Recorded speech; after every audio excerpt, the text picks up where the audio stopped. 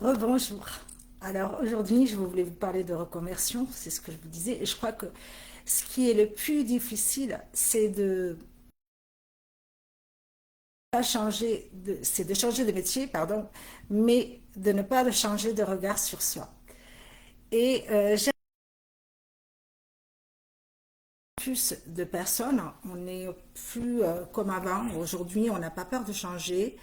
Je crois et je suis convaincue que beaucoup de personnes vont changer de métier. C'est une évidence. On n'est plus sur les croyances d'avant. Avant, on disait 36 métiers, 36 misères. Aujourd'hui, c'est plus le cas.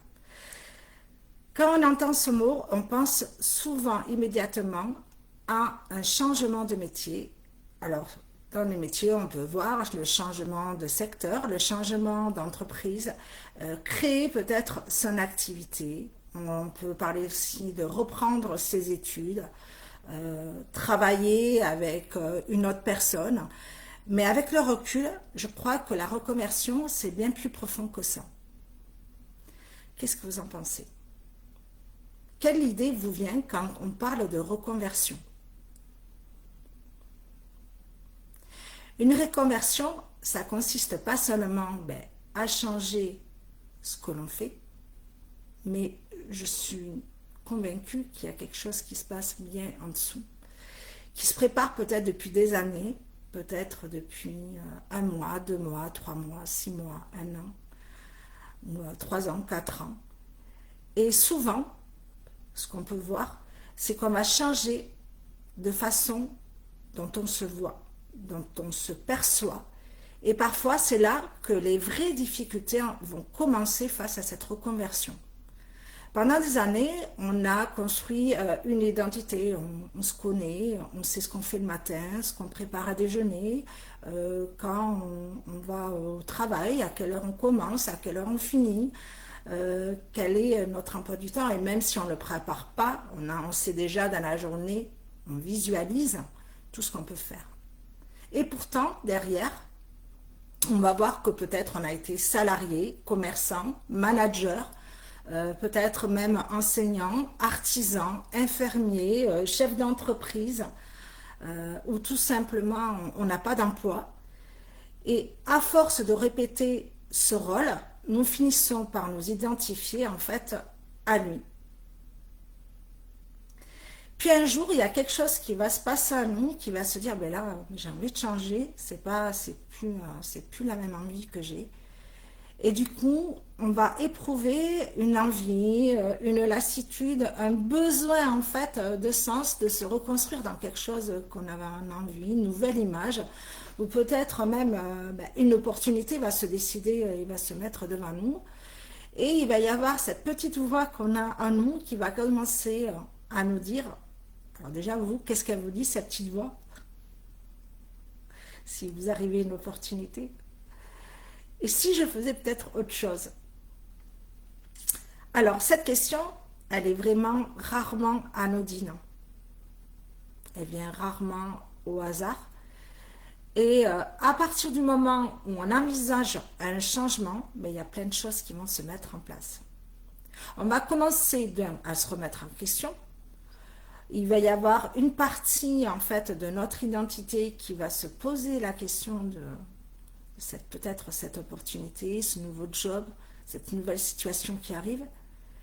Et ce qu'on peut parfois ressentir, c'est on est complètement déstabilisé.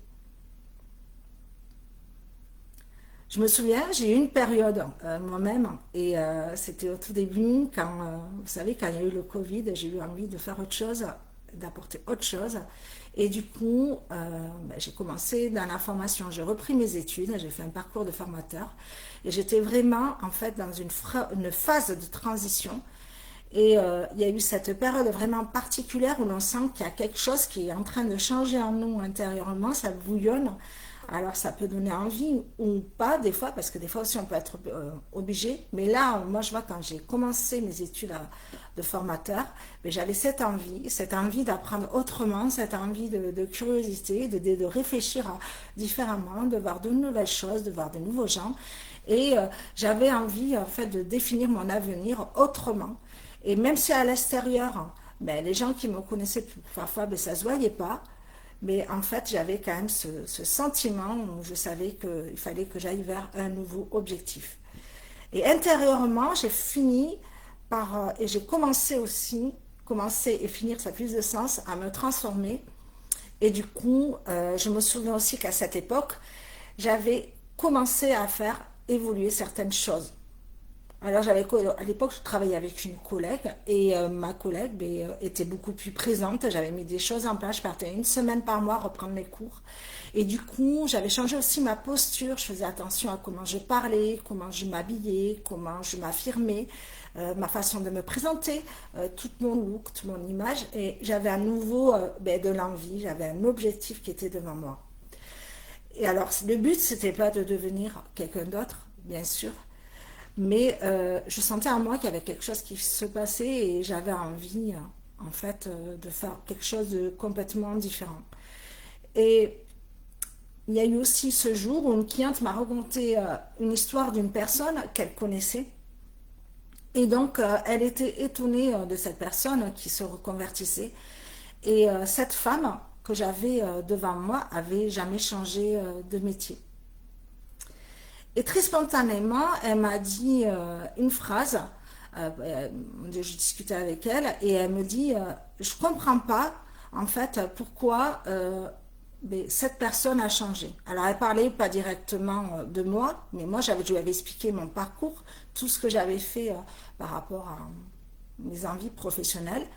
Et elle me dit je comprends pas pourquoi, ben, je connais telle personne, elle a changé. Et puis elle m'ajoute une phrase, franchement, je ne vois pas du tout cette personne dans cette activité. Et pour moi, elle lui dit, et elle me dit une troisième phrase, hein, qui est, ben, pour moi, changer d'activité, c'est pas du tout crédible, en fait. J'ai pas de crédibilité en cette personne. Même si aujourd'hui elle a son entreprise, et bien pour moi, j'y crois pas.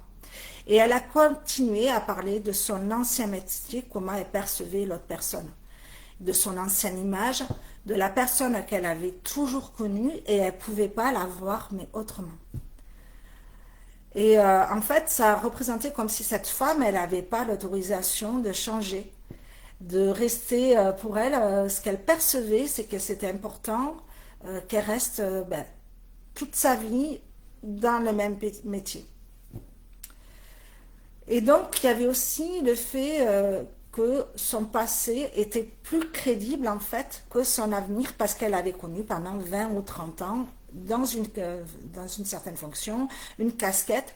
Et du coup, cette conversation, elle m'a profondément marquée parce que donc, j'avais un avis qui était différent, mais c'était super intéressant de partager des avis qui sont différents parce que ça nous fait apprendre aussi sur nous.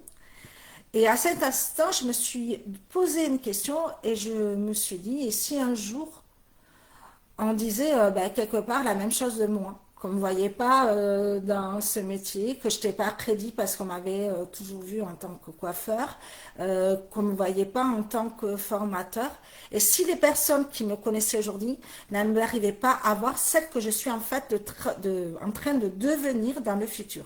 Et c'est là qu'il y a vraiment quelque chose en moi qui a été important et qui s'est transformé et qui a changé vraiment ben, toute ma vision de mon avenir professionnel. Je me suis dit, lorsqu'on est en reconversion, on a déjà parcouru en fait un chemin qui est intérieur et que les autres, ben, en fait, ils n'ont pas vu. Ils ne connaissent pas tout un passé.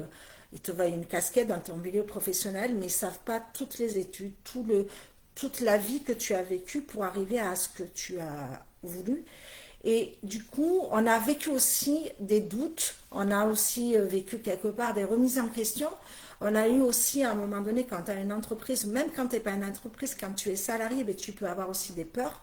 On a vécu aussi des formations pour optimiser comment on est sur notre milieu professionnel.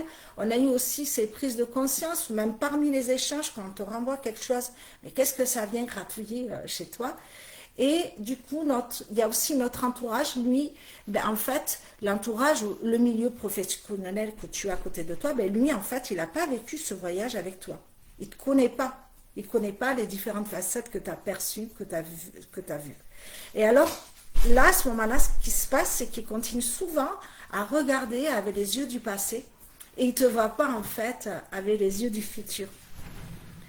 Et parfois, ce n'est pas notre activité qui va vraiment poser problème, c'est le fait qu'elle ne corresponde plus à l'image que tu avais, que tu donnais de toi par rapport aux autres, ou qu'ils avaient de nous. Alors souvent, le changement, il va venir bousculer en fait les repères. Ça peut être le repère familial, ça peut être le repère amical, ça peut être aussi le repère professionnel.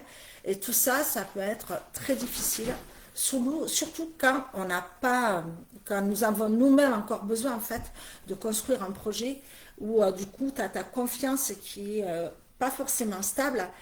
Et au début, je vois d'une reconversion, on ne s'est pas encore totalement installé. On n'est pas encore, je dirais, posé, cadré dans ce qu'on veut, dans nos projets et dans notre nouvelle identité, où on peut être aussi dans notre nouvelle image.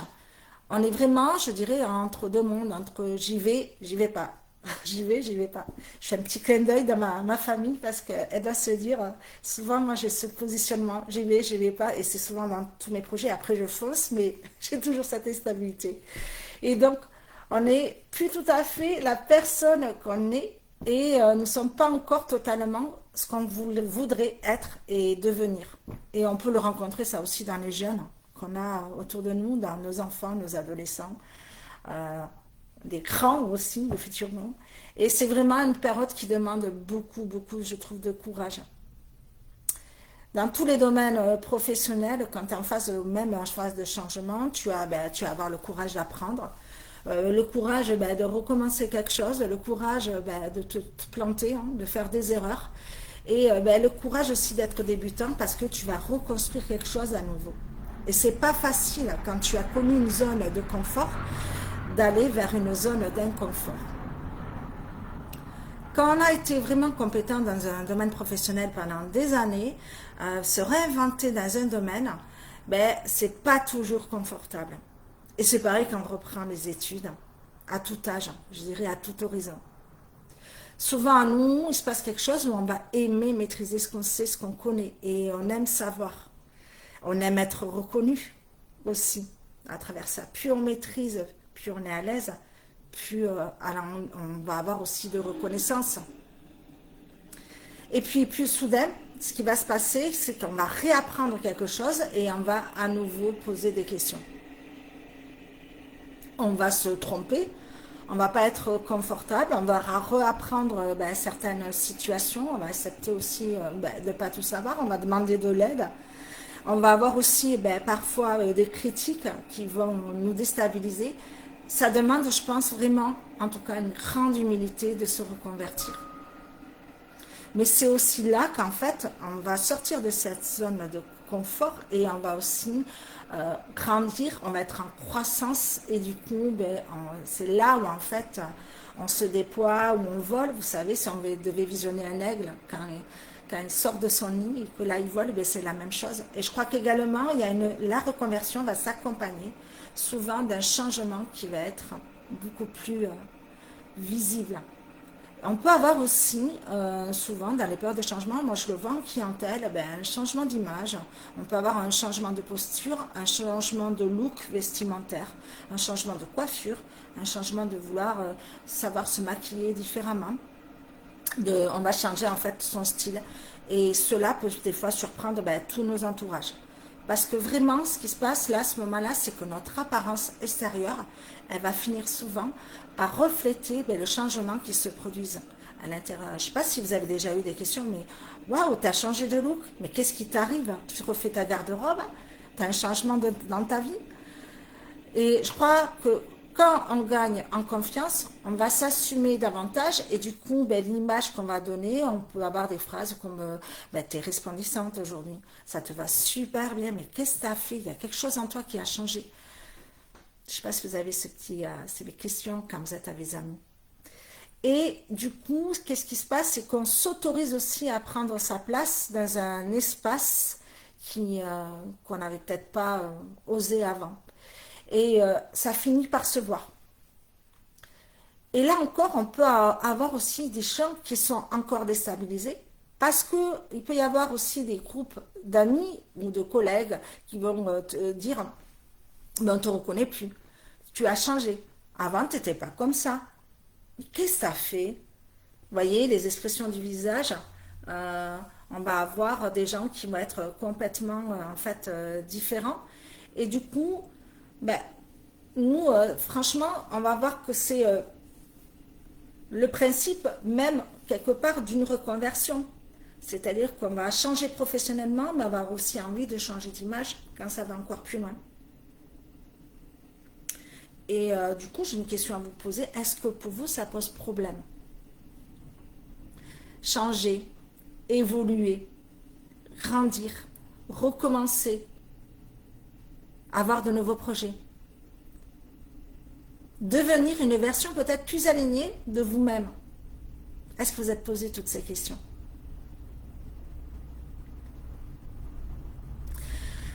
Souvent, il y a des personnes qui renoncent à leur projet, pas parce qu'elles sont incapables, mais je pense qu'il y a autre chose en dessous.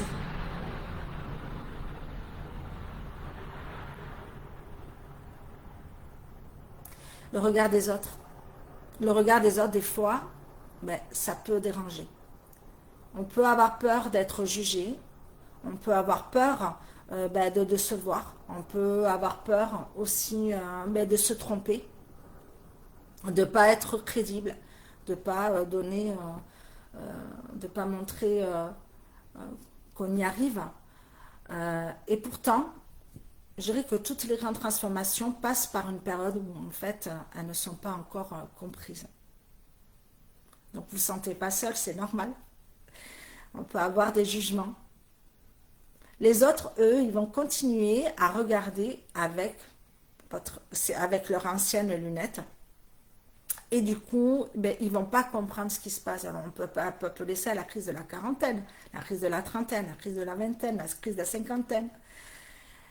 Et en fait, ce qui se passe, c'est qu'on est déjà en train d'écrire une nouvelle histoire. Alors, aujourd'hui, j'aimerais, moi, vous poser une question.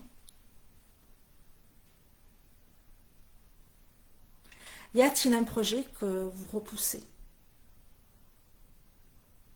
Je vous laisse cogiter. Une envie peut-être que vous gardez pour vous. Moi, j'en ai 200 à l'heure. Tout le temps, j'en ai des idées. Un changement que vous n'osez pas faire.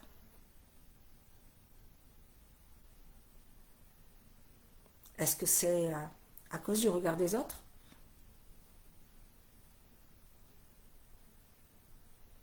Peut-être vous avez peur de recommencer, de vous tromper. C'est des questions. Est-ce que vous vous sentez légitime?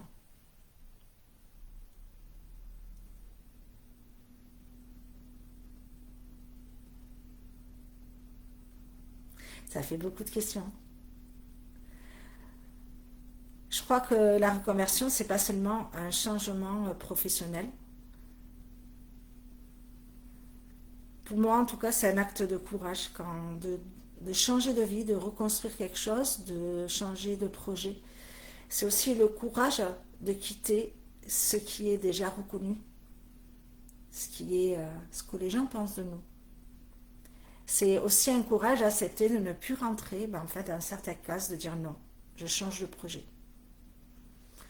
Le croire aussi, c'est croire à une version de soi que les autres, en fait, ils ne voient pas encore, mais qui est en train de se développer. N'oubliez pas, vous savez, les autres, ils ne savent pas ce qu'il y a en vous. Et peut-être que la véritable réussite d'une reconversion, c'est pas seulement de trouver un nouveau métier. À votre avis, c'est quoi?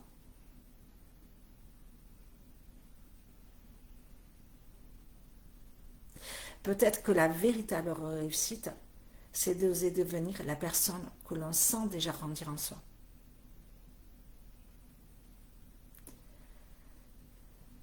Beaucoup de personnes ne voient pas, en fait, qui vous êtes vraiment, parce qu'ils ne sont pas en vous. Mais en tout cas, ayez confiance en vous. Je vous remercie en tout cas de votre écoute et je vous dis à très bientôt. Et n'hésitez pas à partager vos commentaires.